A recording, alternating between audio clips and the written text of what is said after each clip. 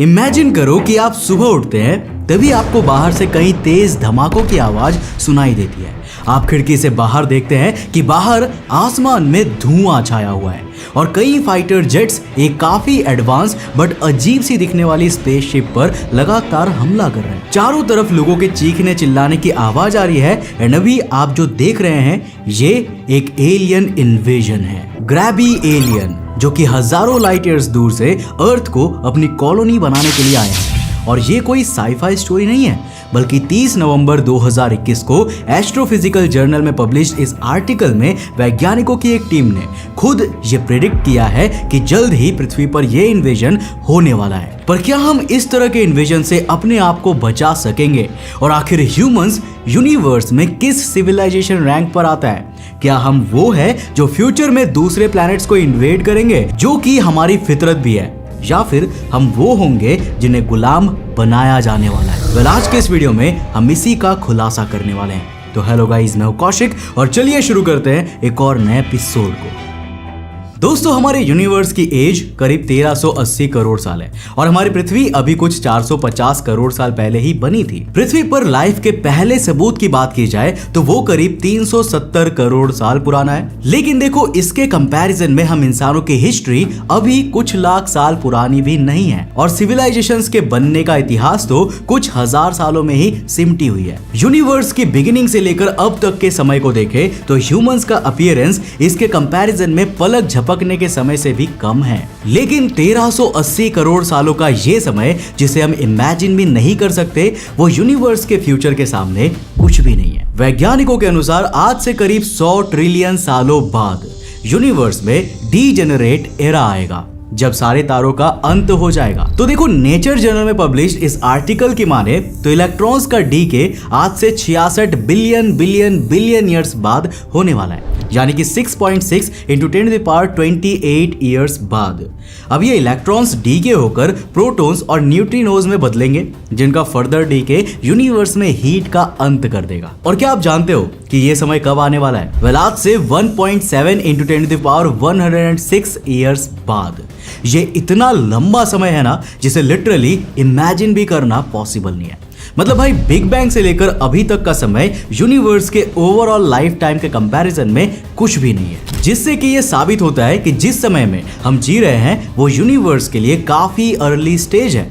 ऐसे में सोचने वाली बात यह है कि क्या हम इंसान यूनिवर्स की पहली सिविलाइजेशन हैं? वेल, एस्ट्रोफिजिकल जर्नल में पब्लिश्ड इस रिसर्च पेपर से जुड़े वैज्ञानिक रॉबिन हैंसन, डैनियल मार्टिन, काविन मैककार्टर और जोनाथन पॉलसन के दिमाग में भी पहला सवाल यही आया था, आखिर यूनिवर्स की स्केल पर ह्यूमन सिविलाइजेशन कितनी जल्दी शुरू हुई है? अब देखो, लाइफ के एवोल्यूशन से जुड़े मेरे एक पिछले वीडियो में मैंने आपको प्राइमोर्डियल सूप के बारे में बताया था। अब इसको अगर सिंपल वर्ड्स में एक्सप्लेन करूं तो प्राचीन पृथ्वी पर जो एलिमेंट्स ज्यादा मात्रा में थे ना, उनके बीच केमिकल रिएक्शंस होती है जो पहले ऑर्गेनिक कंपाउंड्स को जन्म देती है और कॉम्प्लेक्स रिएक्शंस के एक लंबे सिलसिले के बाद पृथ्वी पर लाइफ की शुरुआत होती है। ना चलो अभी मान लेते हैं कि अगर यूनिवर्स में कोई और भी सिविलाइजेशन एग्जिस्ट करती है या फ्यूचर में एग्जिस्ट करेगी, तो उसका एवोल्यूशन भी पृथ्वी के जीवों की तरह ही होगा। 1380 करोड़ साल पहले हुए बिग बैंग से लेकर अब तक इस टाइम फ्रेम में कितनी इंटेलिजेंट स्पीसीज का एवोल्यूशन हुआ है, इसे हम अपीयरेंस रेट से डिनोट करेंगे। अपीयरेंस रेट के बाद हमारा दूसरा कॉन्सेप्ट होगा बर्थ रैंक का। अब मान लीजिए कि बिग बैंग से लेकर अभी तक टोटल 10 सिविलाइजेशंस इस यूनिवर्स में इवॉल्व हुई है। इनमें से 2 हम इंसानों के पहले और बाकी 8 इंसानों के बाद पैदा हुई थी। तो हमारी बर्थ रैंक 2/10 यानी कि 20% हो जाएगी। और अगर हम इस नंबर को उल्टा कर देते हैं, मतलब 8 सिविलाइजेशन हमारे पहले जन्म ले चुकी थी और 2 बाद में आई थी, तो हमारी बर्थ रैंक 80% हो जाएगी। हम इंसानों की बर्थ रैंक 0% के जितने करीब होगी, यूनिवर्स में हम उतनी ही जल्दी आए होंगे। लेकिन अगर एक सिविलाइजेशन को जन्म लेना है और एक प्लैनेट पर इवॉल्व होना है, तो वो प्लैनेट लाइफ के लिए हैबिटेबल तो जरूर से होना ही चाहिए। अब फिलहाल तक हम इंसानों के द्वारा खोजा गया ओल्डेस्ट हैबिटेबल एक्सोप्लैनेट है कैप्टिन बी, जिसकी एज करीब 1150 करोड़ साल है और ये पृथ्वी से 12.83 लाइट ईयर्स दूर पिक्टोर कॉन्स्टलेशन में स्थित कैप्टिन नाम के तारे के अराउंड ऑर्बिट कर रहा है। पर देखो, अर्ली यूनिवर्स में ना हमें ज्यादा हैबिटेबल एक्सोप्लैनेट्स होने के एग्जांपल्स नहीं मिलते। इनफैक्ट यूनिवर्स की शुरुआत के 100 करोड़ सालों में तो इतने हैवी एलिमेंट्स थे ही नहीं कि यहाँ रॉकी प्लैनेट्स का फॉर्मेशन हो पाता। अब दोस्तों वैज्ञानिकों की माने तो आज हम जिन हैबिटेबल एक्सोप्लैनेट्स के बारे में जानते हैं ना, उनमें से ज्यादातर का जन्म पिछले कुछ 400 से 500 करोड़ सालों के टाइम इंटरवल में ही हुआ है। जब यूनिवर्स 1500 करोड़ साल की एज को अचीव कर लेगा, यानी कि 15 अरब साल पुराना हो जाएगा,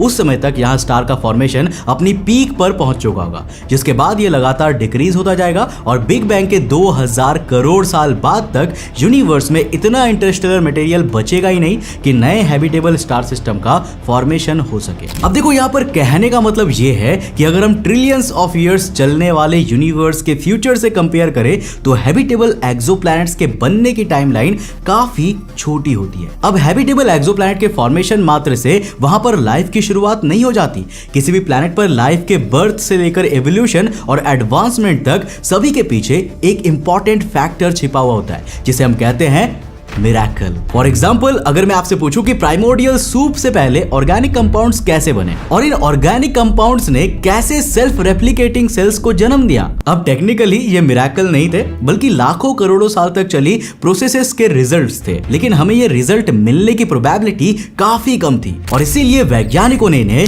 हार्ड स्टेप्स नाम दिया है। अब हमारे केस में पृथ्वी के बनने से लेकर इंसानों के जन्म और प्रेजेंट टाइम तक टोटल 8 हार्ड स्टेप्स आए हैं। अब ये हार्ड स्टेप्स है प्राइमोर्डियल सूप से सेल्फ रेप्लिकेटिंग सेल्स का बनना, फिर evolution of complex eukaryotic cells, फिर multi cellular organisms, photosynthesis, sexual reproduction, evolution of giant and intelligent brains, development of early civilization और आज की हाईली एडवांस्ड ह्यूमन सिविलाइजेशन। अब एक हैबिटेबल प्लैनेट पर प्राइमोर्डियल सूप से लेकर हाईली एडवांस्ड सिविलाइजेशन के एवोल्यूशन में जितनी हार्ड स्टेप्स इन्वॉल्व होंगी, वहां पर सिविलाइजेशन की मौजूदगी उतनी ही देर से देखने को मिलेगी। लेकिन आखिर एक हैबिटेबल प्लैनेट पर इन हार्ड स्टेप्स को परफॉर्म होने के लिए कितना समय मिलता है? देखो कहने का मतलब यह है कि जैसे पृथ्वी ने 450 करोड़ सालों में प्राइमोर्डियल सूप से लेकर एडवांस सिविलाइजेशन तक की जर्नी को पूरा कर लिया है, लेकिन सोचो अगर हम इतने समय में अपने सारे 8 हार्ड स्टेप्स नहीं पूरा कर पाते तो हमें कितना एक्स्ट्रा टाइम मिल सकता है? वेल, एक स्टडी के अनुसार हर 100 करोड़ सालों के समय में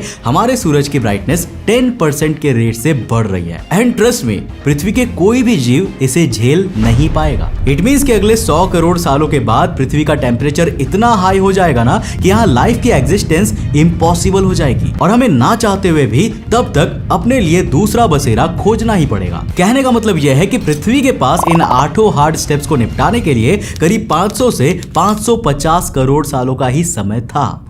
लेकिन जरूरी नहीं है कि यूनिवर्स के हर एक्सोप्लैनेट को अपना पेपर कंप्लीट करने के लिए इतना ही समय मिले।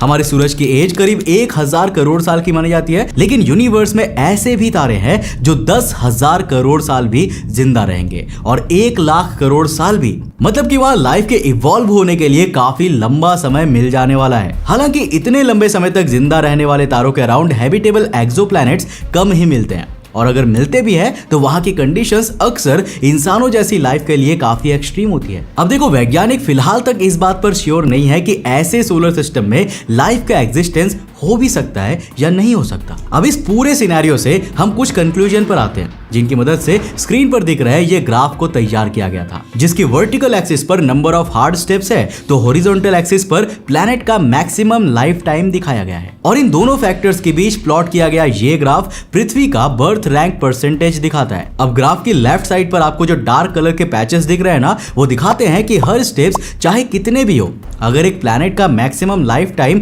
500 से 1000 करोड़ साल का है ना, तो पृथ्वी का बर्थ रैंक करीब 25% के करीब होगा। यानी कि हमारे जन्म लेने के पहले भी यूनिवर्स में दूसरी स्पीसीज जन्म ले चुकी है। वही राइट साइड पर दिख रहे लाइटर पैचेस शो कर रहे हैं कि अगर लाखों करोड़ सालों तक जिंदा रहने वाले तारों के अराउंड हैबिटेबल प्लैनेट्स एग्जिस्ट कर सकते हैं तो पृथ्वी के लिए बर्थ रैंक लगातार कम होती जाएगी। मतलब प्लैनेट का मैक्सिमम लाइफ टाइम इंक्रीज होने पर पृथ्वी पर मौजूद हम इंसानों के लिए यूनिवर्स की पहली सिविलाइजेशन का क्रेडिट मिलने के चांसेस भी इंक्रीज हो जाती है। अब हाई चांसेस है कि पृथ्वी पर रहने वाले हम इंसान यूनिवर्स की one of the first civilization है, लेकिन ये तो हुई पास्ट की बातें।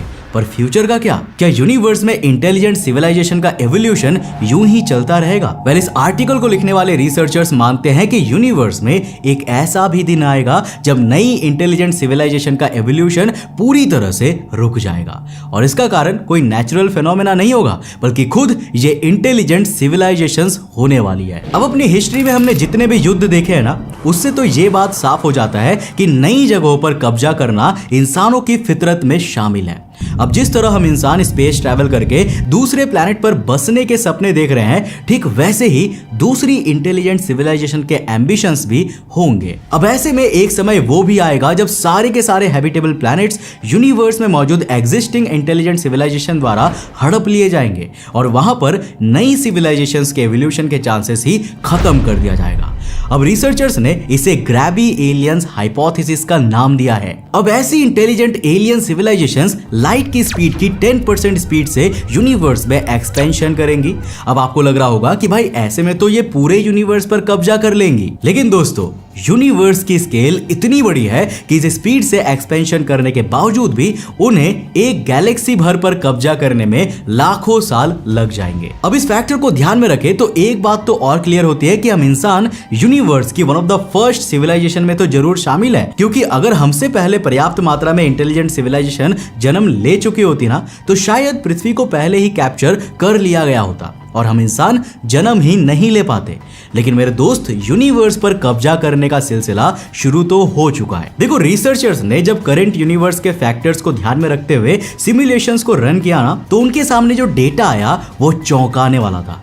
सिमुलेशंस के अनुसार 1380 करोड़ साल पुराने यूनिवर्स में करीब 56 ग्रैवी सिविलाइजेशंस तो जरूर होनी ही चाहिए, वो भी ये फैक्ट कंसीडर करते हुए कि यूनिवर्स की हर 1000 इंटेलिजेंट सिविलाइजेशन में सिर्फ एक ही दूसरे प्लैनेट्स पर कब्जा करने की सोच रखने वाली है और बाकी की सिविलाइजेशन या तो कोई स्टेप्स नहीं लेंगी या फिर वो स्पेस एक्सप्लोरेशन पर निकलने से पहले ही बर्बाद हो जाएंगी। अब इन सिमुलेशंस के आधार पर रिसर्चर्स ने बताया है कि आने वाले फ्यूचर में ऐसे किसी ग्रैबी सिविलाइजेशन से हम इंसानों का सामना जरूर होगा, लेकिन ये आज या कल या 2 साल में नहीं होने वाला, बल्कि इसके लिए हमें कम से कम 50 करोड़ साल का इंतजार करना होगा। तो भाई देखो, मेरे और आपके लाइफ टाइम में तो हम एलियंस से नहीं मिल पाएंगे। बाकी आप कॉमेंट करके बताओ कि क्या यूनिवर्स में हमारे जैसे इंटेलिजेंट सिविलाइजेशंस एग्जिस्ट करती होंगी और क्या आप उनसे मिलना चाहोगे?